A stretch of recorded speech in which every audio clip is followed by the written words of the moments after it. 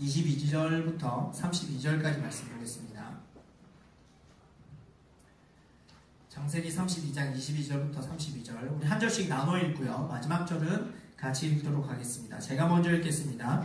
밤에 일어나 두 아내와 두 여종과 11 아들을 인도하여 약복 나루를 건널세. 그들을 인도하여 시내를 건너가게 하며 그의 소유도 건너가게 하고 야곱은 홀로 남았더니 어떤 사람이 날이 새도록 야곱과 씨름하다가 자기가 야곱을 이기지 못함을 보고 그가 야곱의 허벅지 관절을 치매 야곱의 허벅지 관절이 그 사람과 씨름할 때에 어긋났더라. 그가 이르되 날이 새려하니 나로 가게 하라. 야곱이 이르되 당신이 내게 축복하지 아니하면 가게 하지 아니하겠나이다.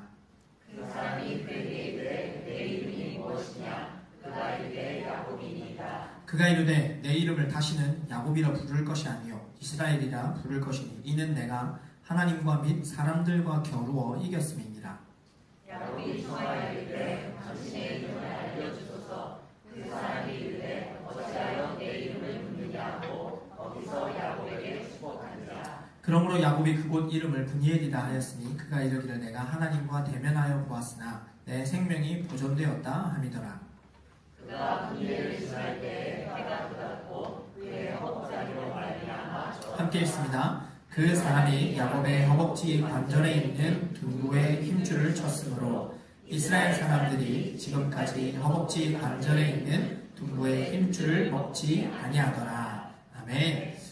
옆에 분들과 인사하겠습니다. 잘 오셨습니다. 반갑습니다.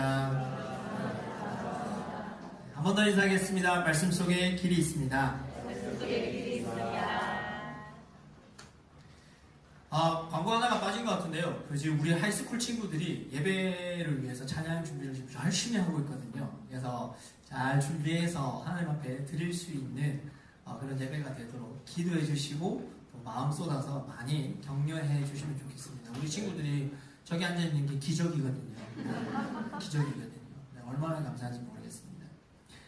여행을 많이 다니실 거라 저는 생각을 합니다. 여행을 다니신 분들과 이야기를 해보면 재미난 이야기들이 많습니다. 어디 가면 뭐가 맛있고 어디에는 뭐가 있고 뭐가 예쁘고 좋고 이런 얘기들을 참 많이 하십니다. 그래서 얘기 듣다 보면 와 나도 저기 가고 싶다 이런 생각들이 종종 많이 듭니다. 이야기만 있겠습니까? 곳곳에 그 여행의 흔적들이 많이 남아 있습니다.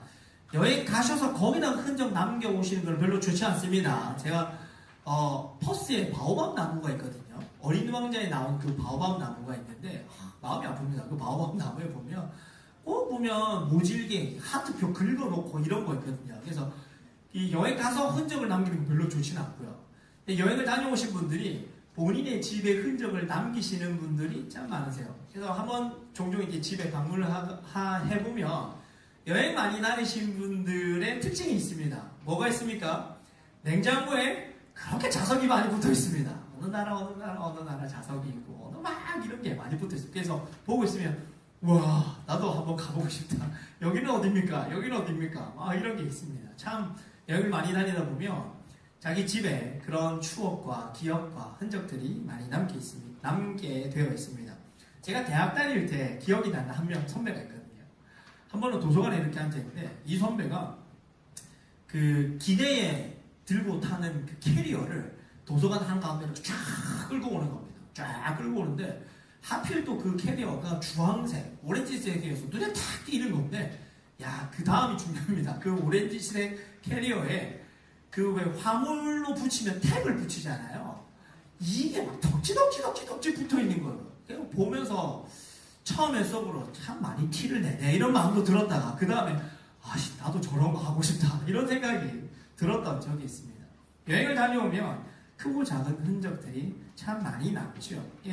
그런 것들을 이렇게 보고 있으면 즐거웠던 생각도 나고 그때 가서 싸웠던 생각도 나고 바가지 쌌던 생각도 나고 갖가지 추억들이 많이 떠오릅니다.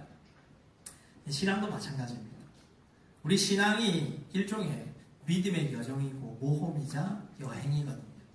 하나님께서 이 믿음의 여정 가운데 우리에게 많은 흔적들을 남기신다라는 겁니다. 사실 그 하나님께서 이끌어가시는 그 믿음의 여정이 마냥 다 즐겁지만은 않습니다. 슬플 때도 있고 아플 때도 있습니다. 하지만 그때그때 우리에게 느끼는 그 감정은 다르지만 하나님께서 왜 이런 믿음의 여정을 우리에게 허락하실까를 돌이켜보면 하나님께서 그 여정을 통해서 우리에게 하고자 하시는 이야기가 있구나. 우리에게 뭔가 주시고자 하는 것이 있다라는 것을 알게 된다는 겁니다. 오늘 성경에 보니까 마침 제가 설교를 준비하다 보니까 이거 우리 애들하고 설교 말씀이 똑같네 해서 이걸로 끝을 낼까 이런 생각도 했으나 오늘 보니까 성경에 정말 스펙타클하게 박진감 넘치는 믿음의 여정을 한 사람 야곱이 등장을 합니다. 야곱이 막 20년의 그 거친 인생을 달려오는데요. 사실 그의 여정의 클라이막스는 언제였느냐? 창세기 32장 24절에 보면 그 클라이막스 순간을 이렇게 기록합니다. 야곱이 홀로 남았는데 어떤 사람이 날이 새도록 그와 씨름했다. 그래서 이 야곱의 인생을 쫙 펼쳐서 보면요, 사실은 이 하룻밤을 위해서 그의 인생이 달려왔다. 이 밤을 위해서 달려왔다라고까지 이야기를 할 수 있습니다. 그의 여정은 꽤나 우여곡절이 많았습니다. 야곱의 인생은요, 왜 이렇게 우여곡절이 많았냐? 우리는 알 수 있습니다. 왜요? 이미 다 기록되어 있잖아요. 쫙 펼쳐놓고 보면 그래서 그랬구나 라는 이야기를 알 수 있는데 사실 야곱은 참 힘들었겠죠. 그런데 이 믿음의 여정의 중간중간마다 하나님께서 야곱에게 주신 메시지와 가르침들이 있었습니다. 그것이 무엇이었을까요? 하나님은 이 야곱의 인생 가운데 무엇이 무너져야 하고 무엇이 세워져야 하는지를 가르쳐 주고 싶었습니다. 누구와 무엇과 씨름하며 사는 인생이 되어야 하는지를 사실 하나님은 그에게 가르쳐 주고 싶었다라는 겁니다. 그리고 이 믿음의 여정이 마무리될 즈음에 사실 야곱이 이걸로 끝은 아니죠. 그 뒤에부터 더 험악한 인생이 막 펼쳐지기도 합니다만은 이 인생들 뒤에 하나님께서 결국 그에게 주시는 변화, 그의 정체성이 바뀌는 일들이 일어났다라는 겁니다. 오늘 이 야곱의 믿음의 여정을 통해서 하나님 우리에게도 말씀하십니다. 내가 너의 인생을 이끌어가는 이 여정 가운데 하고 싶은 이야기가 있다. 이 여정을 통해서 주고 싶은 메시지가 있다라고 말씀하십니다. 오늘 이 말씀을 통해서 우리 믿음의 여정 가운데 하나님 주시는 메시지를 잘 깨닫고 그래서 마음에 새길 수 있는 이 시간이 되기를 주님의 이름으로 축복합니다. 하나님께서 이 야곱의 믿음의 여정 가운데 그에게 원하셨던 것이 무엇일까요? 첫 번째는 그의 인생의 우상을 무너뜨리는 일을 하셨다라는 겁니다. 이 믿음의 여정 가운데 첫 번째 했던 것이 야곱의 인생의 우상을 무너뜨리는 일을 하셨습니다. 쌍둥이였죠. 쌍둥이, 아까 제가 말씀드린 쌍둥이였는데요. 이란성 쌍둥이라는 말은 없습니다. 그런데 딱 봐도 이거는 이란성 쌍둥이 같습니다. 왜요? 피부색도 다르고 몸도 다르고 성격은 원래 다르고요. 쌍둥이도 완전 성격 다르더라고요. 서로 다릅니다. 근데 이 쌍둥이로 태어난 이 야곱이 태어날 때부터 되게 독특했습니다. 창세기 25장에 보면 그가 태어난 장면을 성경은 이렇게 기록합니다. 그 해산 기한이 찬즉 태의 쌍둥이가 있었는데 먼저 나온 자는 붉고 전신이 털옷 같아서 이름을 에서라 하였고 후에 나온 아우는 손으로 에서의 발꿈치를 잡았으므로 그 이름을 야곱이라 하였으며 리브가가 그들을 낳을 때에 이삭이 60세였더라. 성경은 의도적으로 야곱이 어떤 모습으로 태어났는지를 보여줍니다. 에서 형의 발 뒤꿈치를 잡았다. 성경도요, 책이기 때문에 문학적 요소가 들어가 있습니다. 그게 뭐냐면 복선입니다. 발 뒤꿈치를 잡는 이 모습을 의도적으로 보여주면서 성경은 야곱의 인생이 어떻게 펼쳐질지를 복선을 보여주고 있습니다. 실제로 야곱은요, 엄청 뭔가를 잡으려고 애썼던 사람이었습니다. 가장 대표적인 것이 무엇입니까? 장자권이었죠. 아까 얘기했잖아요. 그 진심입니다. 동생 입장에서는 형한테 이 본능적으로 뭔가가 경쟁심이 있습니다. 경쟁심이 있거든요. 이 야곱의 상황에서 가만히 생각을 해보았습니다. 같은 날 태어났어요. 근데 자꾸 형이래요. 엄마 아빠가 대하는 게 달라요. 왜 이렇지? 야곱은 생각했을 겁니다. 나보다 얼굴 빛이 붉어서 그런가? 나보다 털이 많은 건가? 아니면 나보다 성격이 터프해서 형인 건가? 뭐가 도대체 형인 거야? 그래서 이 야곱 마음에는요, 항상 이 형을 따라잡아야 되겠다. 이 형의 것을 뭔가 내 것으로 만들고 싶어하는 그 마음이 늘 있었습니다. 그래서 이 마음의 종착역이 뭐였냐면, 그러면 저 형이라는 타이틀을 내가 갖고 와야 되겠다. 저걸 가지고 오면 뭔가 다 될 것 같다라는 마음이 들었던 거죠. 실제로 이 형의 장자권 타이틀을 가져옵니다. 사람이 배고플 때 위험하거든요. 성질나는 게 위험한 게 아니라 배고플 때 사람이 뭔가 마음이 약해지니까 자기의 장자권을 별로 중요하게 생각하지 않았던 이 에서가 동생에게 그냥 팔아넘깁니다. 근데 이게 끝이 아니었습니다. 이게 이제 시작이었죠. 정말로 이 장자권을 빼앗아 온 것으로 끝난 게 아니라 어떻게 해요? 아버지로부터 받을 그 축복권, 이 축복 기도도 속이고 속여서 다 가져옵니다. 장자는 항상 그 집안의 다른 차남들보다 2배의 재산과 축복을 받게끔 되어 있습니다. 얼마나 대단한 건지 이 야곱이 그게 탐이 났던 거죠. 근데 어떻습니까? 장자권 가지고 아버지로부터 받는 그 축복을 다 받으면 자기 인생이 다 끝이 나고 행복해질 것 같았거든요. 그렇지 않았습니다. 오히려 그 장자권을 가지고 오고 축복권을 갖자마자 어떤 일이 펼쳐집니까? 가족과 생일배랍니다. 가족들과 떨어져서 20년이라는 시간을 떨어져 살게 될 줄 본인이 알았겠습니까? 근데 이거는요, 야곱의 인생의 시작에 불과했습니다. 20년 동안 떨어져 있는 동안 하나님께서요, 진짜 철저하게 야곱을 다루십니다. 야곱에게 2명의 아내가 있었습니다. 누구입니까? 레아와 라헬이었습니다. 누가 예뻤다고요? 라헬이요. 이거 우리 다 아는 얘기죠. 레아와 라헬. 이 라헬에게 마음이 갔었던 이 야곱은요, 이 한 여인 라헬을 얻으려고 혼신의 힘을 다합니다. 몇 년 동안요? 14년 동안. 와, 연애도 10년 하면 대단하다는데 어떻게 이 한 여인을 얻으려고 14년을 일합니까? 우리 한 업계에서 10년만 일해도 대단하다 얘기를 하거든요. 와, 제가 볼 때 이거 거의 말 안 하겠습니다. 네. 대단한 사람입니다. 14년 동안 이 한 여인을 얻기 위해서 삼촌 라반의 집에서 이 라헬의 아버지 밑에서 죽을 듯이 일을 합니다. 그리고 나서 라헬을 얻었습니다. 이야, 인생의 자기 최고의 목표를 얻었습니다. 웬걸요? 라헬이 출산을 하지 못합니다. 라헬을 얻었는데 출산을 하지 못하죠. 야곱이 조금 고민하기 시작합니다. 내가 14년을 바쳐서 얻은 이 여인이 아이를 낳지 못하네.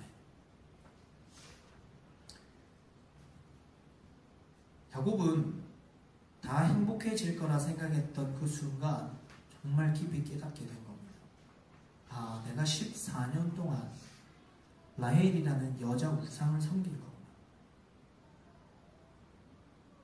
라헬이 출산하지 못하는 이 상황을 보면서 야곱이 깊이 깨닫습니다. 이 인생의 주관자, 생명의 주관자는 진짜 하나님이시구나.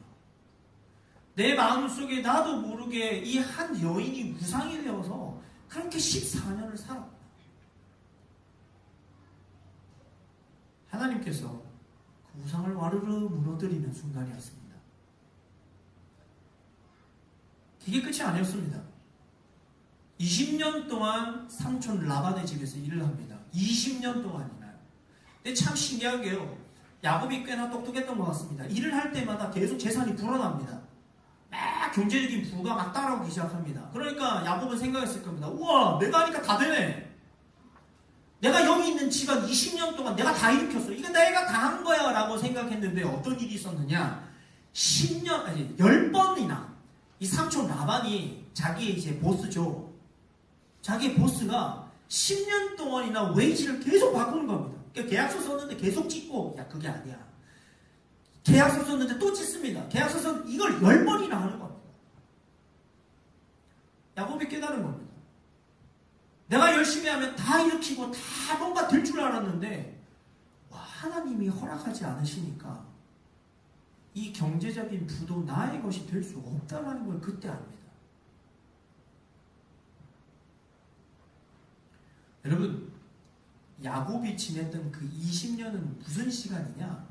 마치 하나님께서 이스라엘 백성들을 출애굽시키실 때 그 땅에 있는 10가지 재앙을 통해서 그 땅에 섬기는 10가지의 우상들을 하나하나 부서뜨리듯이 이 20년 동안 야곱의 마음에 자기도 모르게 세워졌던 우상들을 하나하나 무너뜨리는 시간이었다라는 겁니다. 이것을 다 깨달은 야곱이 나중에 가족들에게 이렇게 말합니다. 창세기 35장 2절입니다. 너희 중에, 이 가족들에게 하는 얘기입니다. 너희 중에 이방 신들을 버리고 자신을 정결하게 하고 의복을 바꾸라. 철저하게 느꼈던 무너졌던 시간, 내 마음의 그 우상이 다 무너진 시간을 깨달은 야곱이 그렇게 말했던 겁니다. 우리가 종종 이런 실수를 할 때가 참 많습니다. 경제적으로 성공하고 싶고 내가 이루지 못한 것이 내 자녀 때에 일어나기를 또 바라고 사회적 지위 또는 개인적인 성취를 통해서 많은 것을 이루고 싶어 합니다. 여러분, 우리가 여기서 살면서 우리가 바랬던 게 무엇입니까? 다른 거 없었잖아요. 떳떳한 부모 되고 싶었고 실패하지 않는 이민자 되고 싶었고 주어진 것에 최선을 다하고 싶었습니다. 가장으로서, 엄마로서 최선을 다하고 싶어서 우리는 그렇게 열심히 살았습니다. 정말 제가 인생의 선배님들을 앞에 보면서 진짜 치열하게 사셨다라는 생각에 절로 고개가 정말 진심으로 숙여집니다. 우리 다 그렇게 사셨거든요. 여기서 사시면서 생존이 우리의 목표였잖아요. 잘 지냈어야만 했잖아요. 그러니까 어른들은 어른들대로 또 있었던 아이들은 우리 아이들대로 참 고생 많이 했습니다. 진짜 수고 많이 하셨거든요. 우리는 주어진 것에 최선을 다하며 살았던 것뿐인데 그게 우리의 우상이 될 줄 몰랐던 겁니다.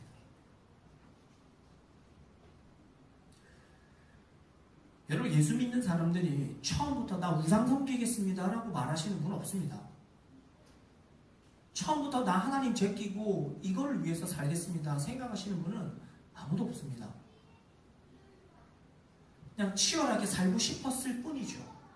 근데 그렇게 살다 보니 내가 좀 더 잘하고 싶다라는 그 마음이 어느 순간 나를 집어삼키고 그 열정과 그 생존을 위한 내 삶의 열심이 또 다른 나의 우상이 어느 순간 되어 있더라는 겁니다.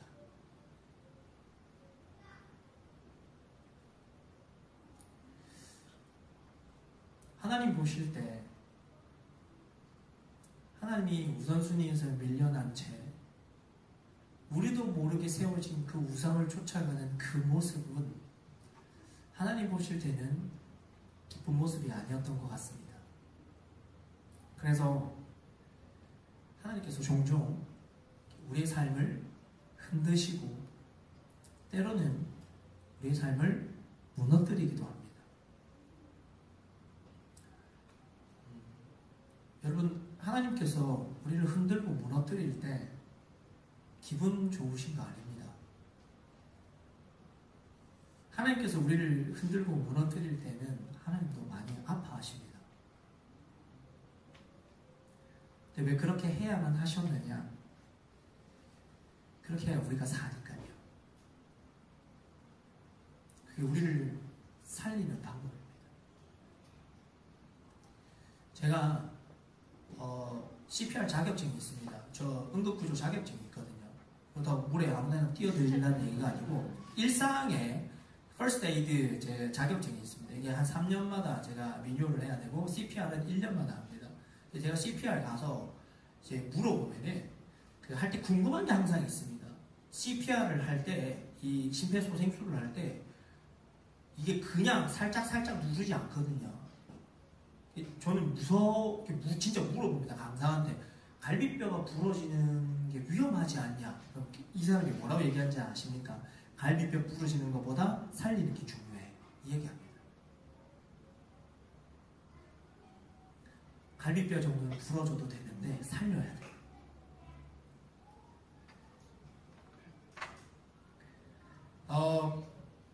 이 전 장애인 수영 국가대표 선수가 있습니다. 이름이 저희 아들하고 똑같습니다. 김세진입니다.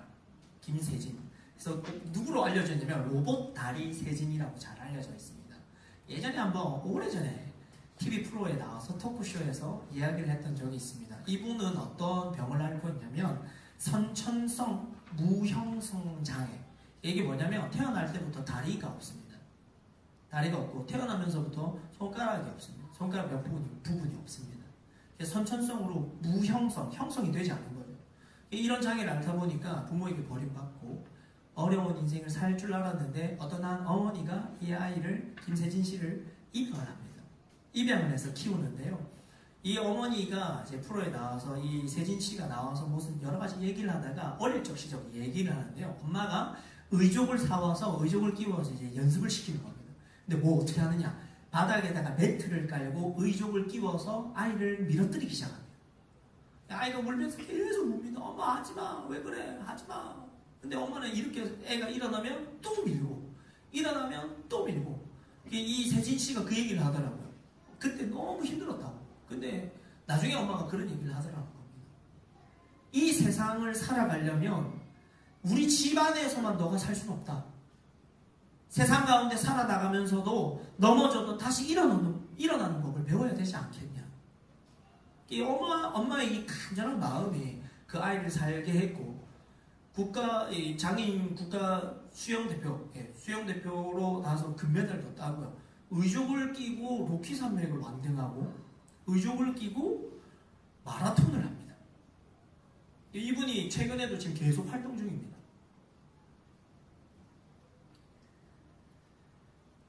여러분, 하나님께서 우리를 흔들고 넘어뜨릴 때 이유가 있습니다.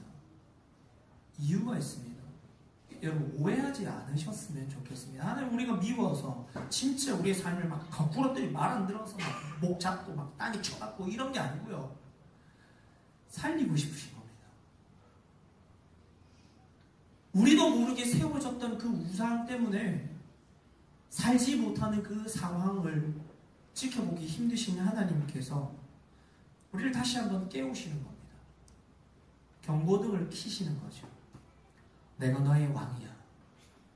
내가 너의 삶에 있어서 너를 진짜 인도해 줄 수 있는 참 가이드야. 라는 것을 가르쳐 주시기 위함이지요. 여러분, 혹시 주님께서 흔들고 계십니까?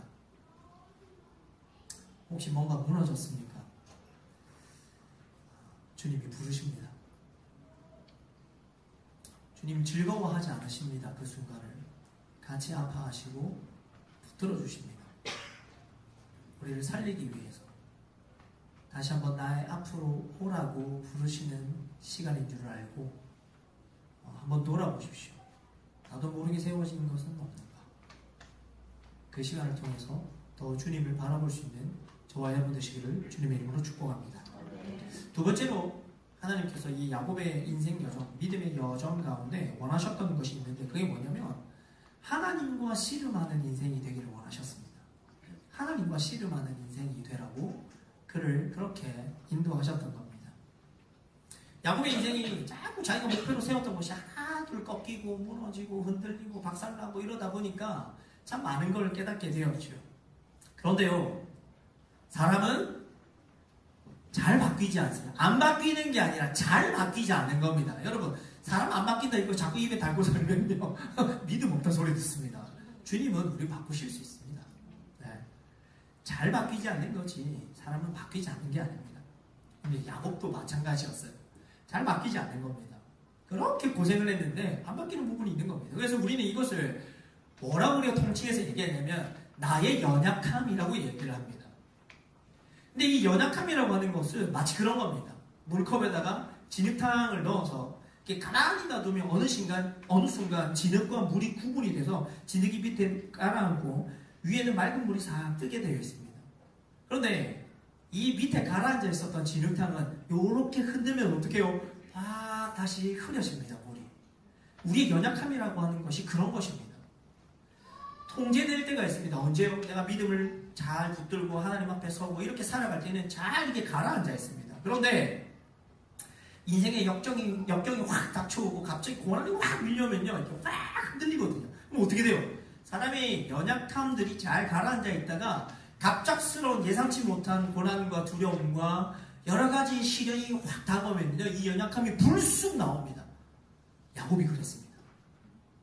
잘 다듬어진 줄 알았거든요. 어느 날 하나님이 야곱아, 이제 집에 돌아갈 시간이야 이랬더니 제일 먼저 생각났습니다. 20년 전에 그 형. 사랑하는 라헬 쳐다보면서 또 자녀를 낳는 그 레아를 보면서 위로받고 또 수많은 불안한 재산을 보면서 좀 잊을만 했는데 하나님 돌아가라고 하니까 제일 먼저 형이 생각난 거. 어떡하나. 그래서 야곱이요, 집으로 돌아가는 상황에 진짜 풀가동합니다. 머리를. 영끌이라고 하죠. 다 끌어올려서 고민합니다. 어떻게 하면 살 수 있을까? 어떻게 하면 안 죽을 수 있을까? 어떻게 하면 내가 뺏기지 않을까? 막 고민을 합니다. 그래서 짰던 전략이 뭐냐? 3개로 나누자. 뭘로? 재산을. 사람도 나누고, 야, 네가 먼저 가라. 네가 먼저 죽. 이게요, 남자가 진짜 찌질하게 자기가 제일 뒤에 섭니다. 야, 참 그렇습니다. 네, 야곱이 그런 인생이더라고요. 3그룹을 나누어서 자기가 맨 뒤에 갑니다. 앞에가 치면 그 다음에 니네는 가, 나는 빨리 갈게, 뭐 이런 거 막 이러고 있는데요, 머릿속에 하나가 휙 지나갑니다. 20년 동안 자신의 삶을 다듬은 하나님이 갑자기 떠오르는 겁니다. 지금 이게 맞나? 야곱이 고민하다가 가족을 먼저 떠나보내고, 야, 나 잠깐 기도해야 될 것 같아. 이 야복강에서 혼자 기도하기 시작합니다. 어떤 사람이 나타나지요. 창세기 32장 24절에 보니까 야곱은 홀로 남았더니 어떤 사람이 날이 새도록 야곱과 씨름하다가, 이 어떤 사람은 진짜 사람이 아니라 이 사람의 형상으로 나타난 하나님이라고 이렇게 해석을 합니다. 근데 이 호세아서에 이 장면에 대한 묘사가 있습니다. 어떻게 이제 호세아서가 이야기를 하냐면, 호세아서 12장에 보니까 그는 태에서 그 형의 발꿈치를 잡았고, 야곱 이야기입니다. 그리고 또 힘으로 하나님과 겨루되 천사와 겨루 이기고 울며 그에게 간구했다. 자, 씨름하는 이 상황을 호세아가 뭐라고 얘기하냐면, 호세아서는 그가 기도했다라고 말합니다.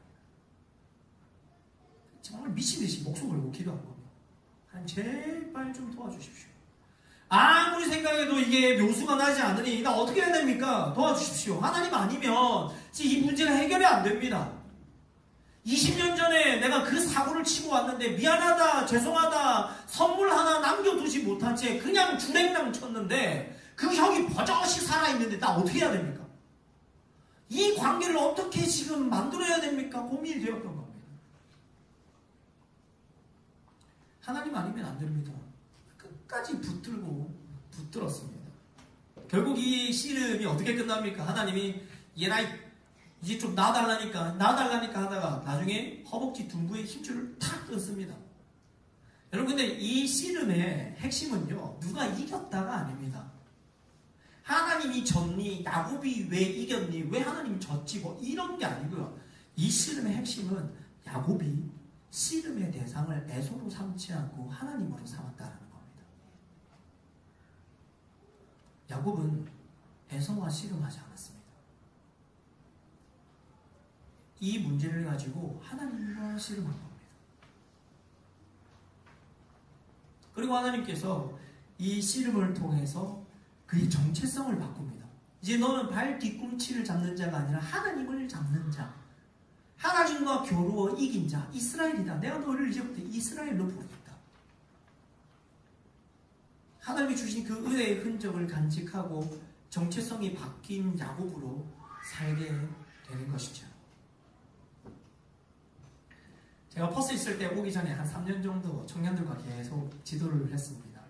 청년들이 오면은 3주 이제 세가족 과정이 있는데 그 중에 한 주를 저랑 미팅을 하면서 이런저런 이야기를 해줍니다. 교회가 어떻다, 또 이민사회, 또 유학생활 뭐 이런 거, 뭐를 어떻게 해야 된다, 뭐 이런 얘기를 합니다. 이런저런 얘기를 하다가 제가 말미에 이런 얘기합니다.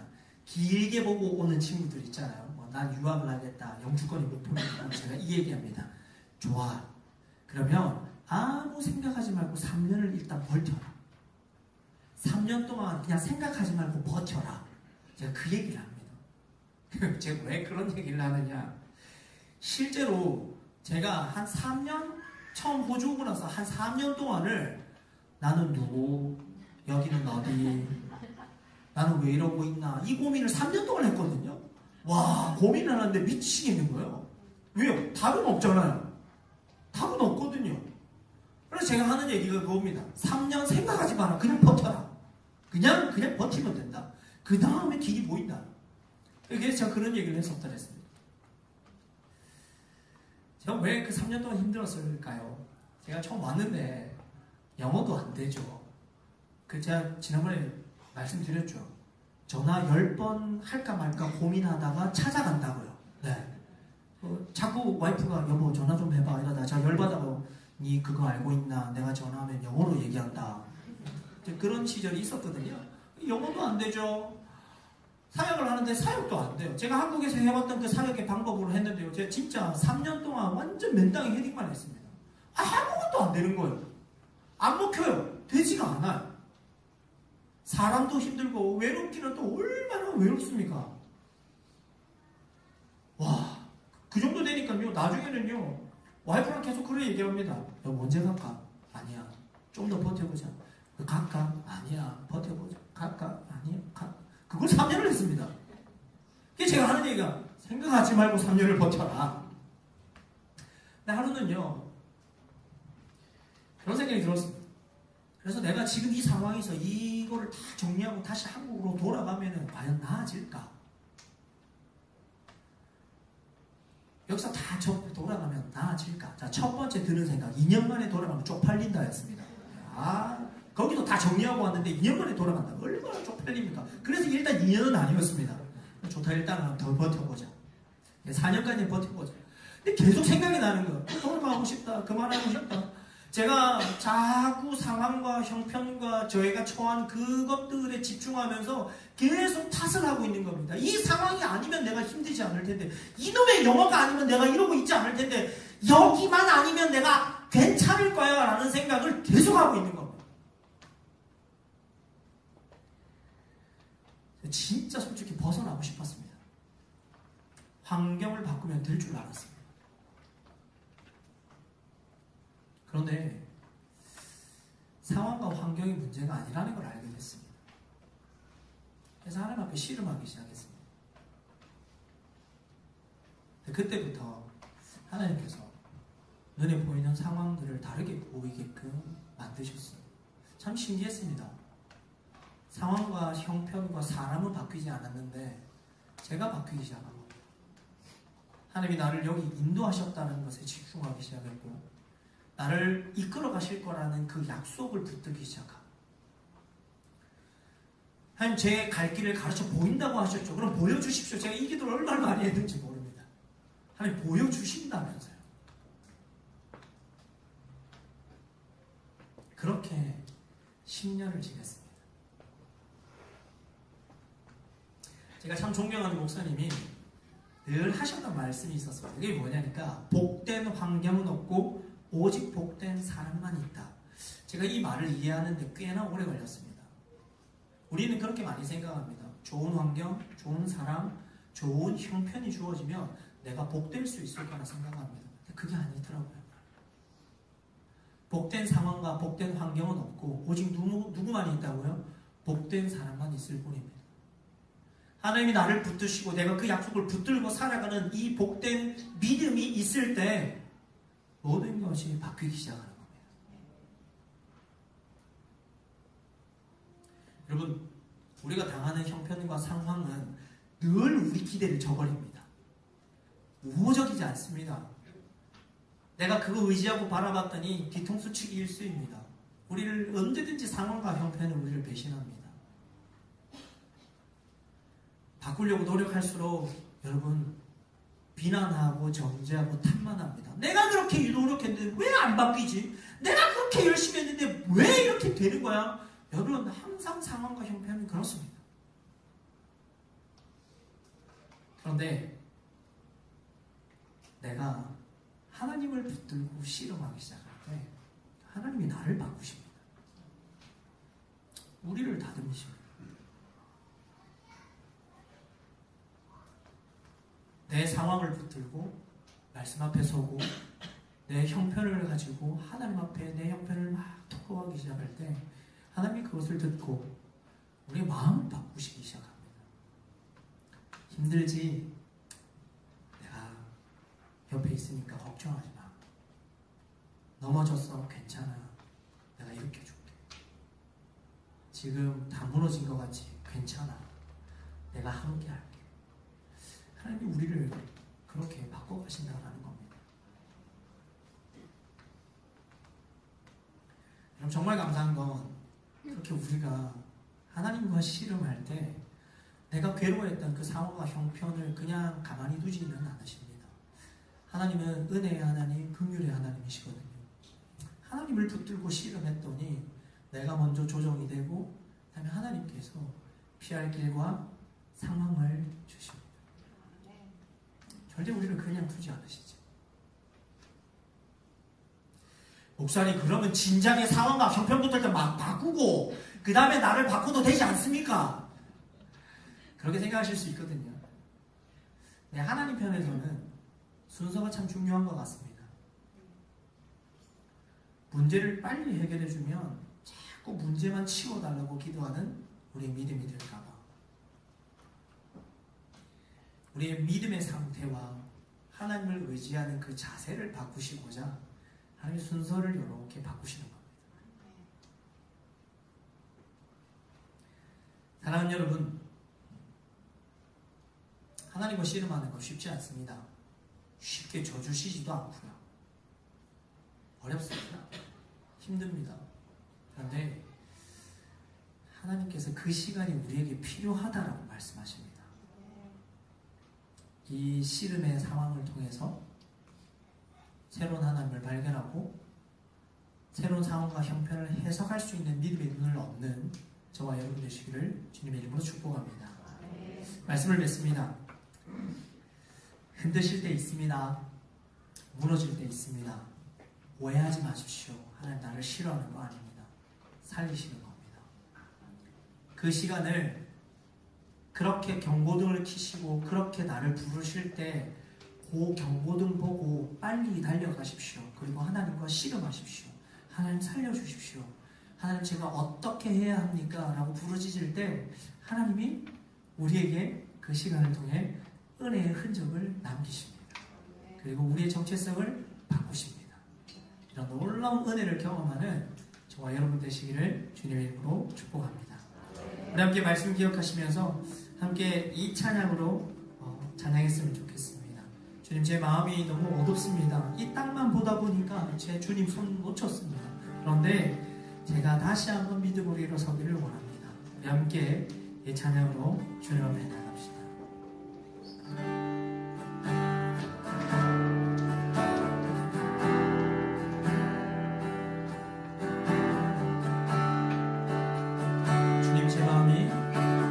주님 제 마음이 너무 그래서 주님을 볼 수 없습니다. 이 땅에 속하여 이 땅만 보다가 주님 손을 놓쳤습니다. 나는 나그네로 왔는데 왜 주저앉게 되었나.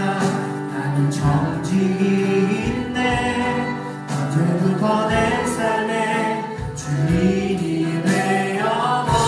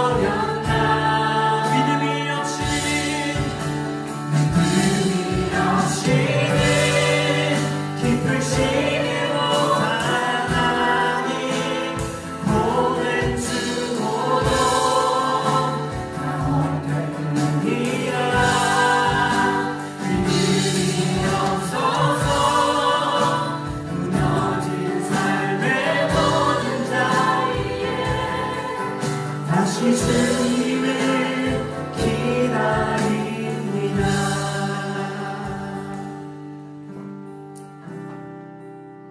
여러분 고생하셨습니다. 지금까지 지내오시느라 참 많이 수고하셨습니다. 그런데 그렇게 수고하고 땀 흘리며 살다 보니까 우리도 모르게 세워진 우상이 있나 봅니다. 그래서 주님께서 물어보십니다. 내가 네 삶의 주인이 맞느냐? 그래서 주님이 흔드시는 겁니다. 내가 다시 너의 삶의 주인이 되고 싶다. 이번 시간 한번 깊이 돌아보며 하나님 앞에 기도합시다. 하나님, 저 열심히 살았는데 혹시 저도 모르게 세워진 우상이 있나요? 주님, 그러면 다시 내가 주님이 나의 주인이 되셨으면 좋겠습니다. 그리고 또 그렇게 기도합시다. 하나님, 이제 내 상황과 형편 말고 주님 붙들고 내가 씨름하게 해주십시오. 내 정체성도 바꾸시고 내 삶을 하나님 방향을 틀어주십시오. 정말 주님 원하시는 기뻐하는 삶으로 나를 좀 인도해 주십시오. 우리가 시간 하나님 앞에 간절히 함께 기도하며 나갑시다.